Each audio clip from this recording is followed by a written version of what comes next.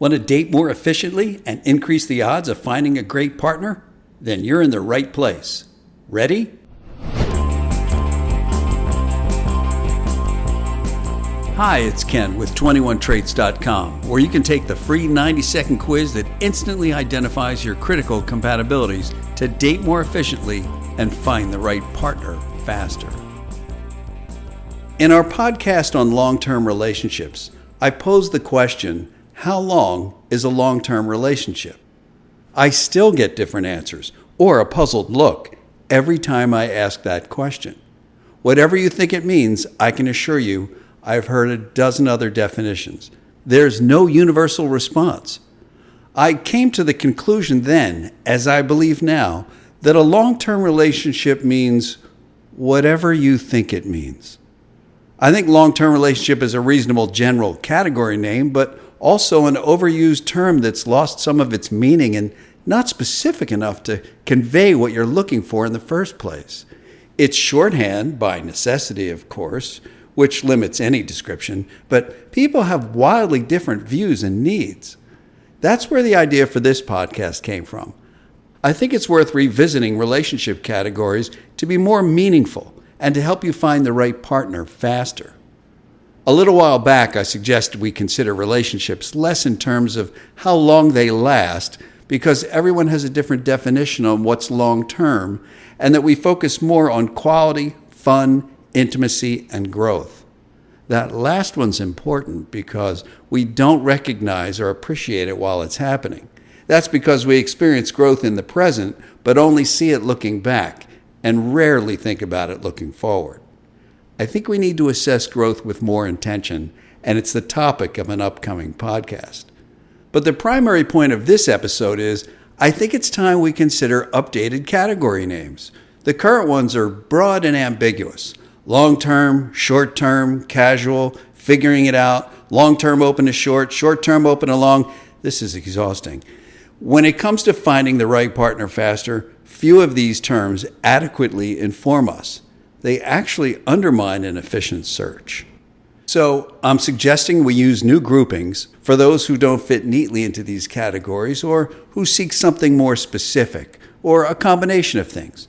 In this case, I'm proposing a hybrid of sorts. The first new category, long-term arrangement. Long-term means you seek a meaningful connection over time. You're not just flitting around, that you're after something exclusive, not casual. Long-term also conveys you seek commitment, stability, and that you communicate regularly in whatever way works best for you as a couple. Arrangement means you either have a busy schedule, obligations, don't live near each other, or maybe you're just both independent types. All of these generally lead to not being together all the time.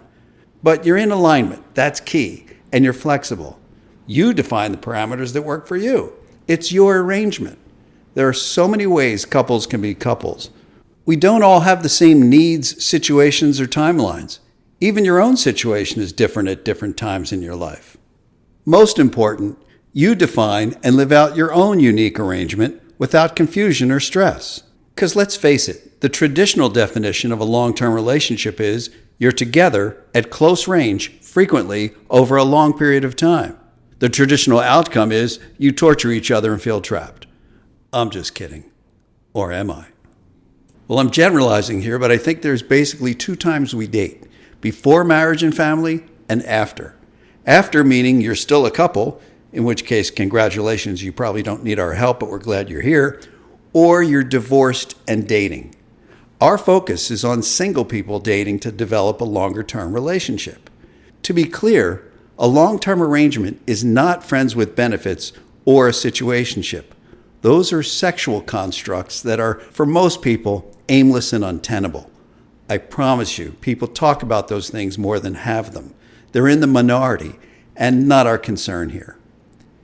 If you're divorced, getting married again may not be on your radar. The failure rate's even higher, but companionship is.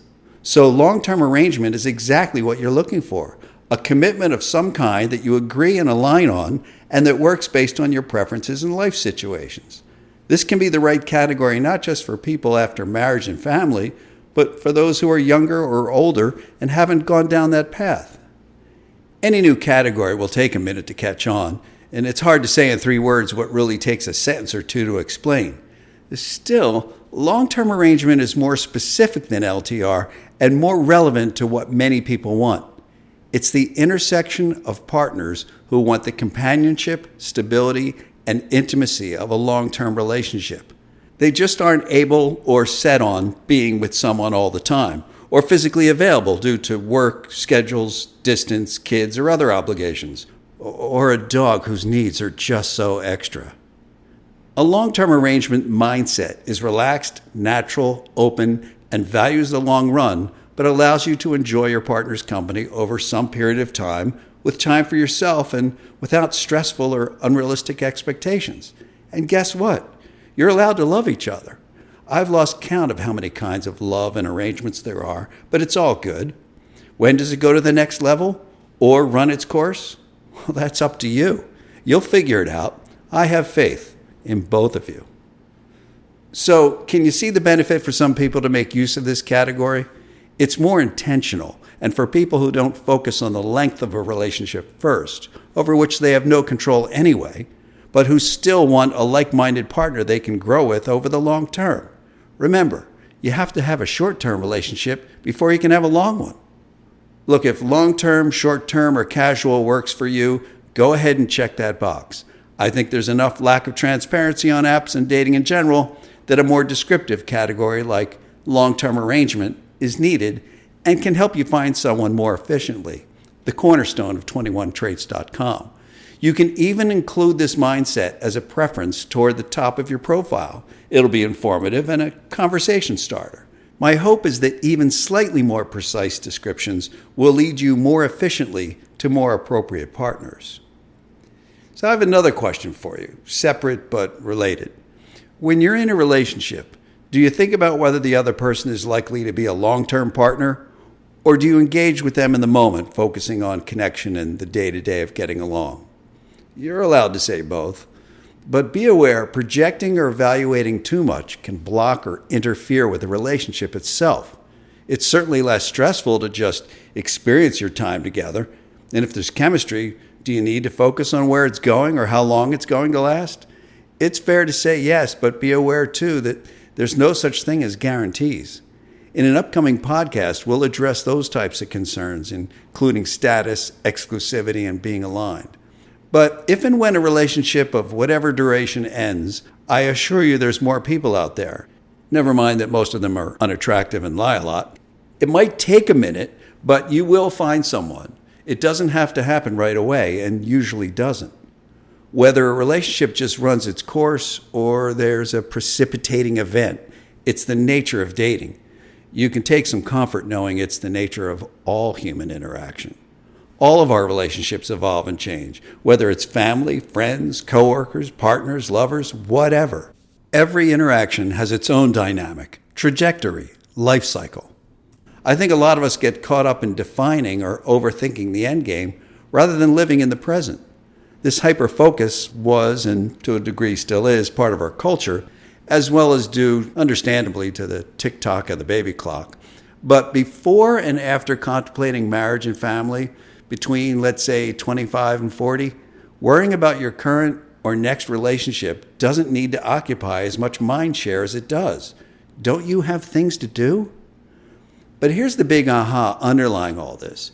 It relates back to the 19th century English philosopher John Stuart Mill, who said, "Ask yourself whether you are happy, and you cease to be so."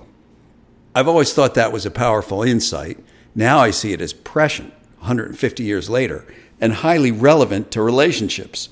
The point being, you tend to create conflict when you attempt too often to define your relationship, assign a label, and engage in long circular discussions.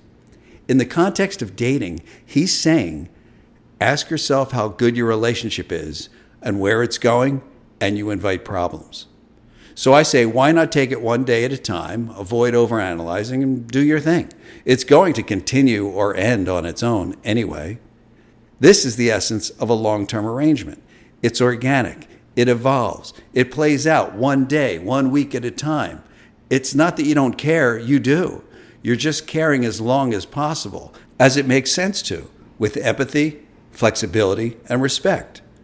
Just let things go where they will, and if it's ultimately not working, just put it out there directly, honestly, kindly, and don't worry about having to make a decision until you have to make a decision. There's no hard and fast rules in the world of dating, you know that, but there are commonalities and guidelines, so to speak. Only you can decide what works for you and on what time frame. As similar as we all are, we're also different. And we often want different things for ourselves at different times. So if long-term arrangement describes where you're at right now, include it in your profile, conversations, consciousness. Like-minded people will nod knowingly and lean in. You'll have instantly communicated your intentions and initiated a conversation with someone you can hang out with while making the best use of your time together and apart. Make sure you follow our podcast, share it with friends, and take the quiz at 21traits.com. See you next time.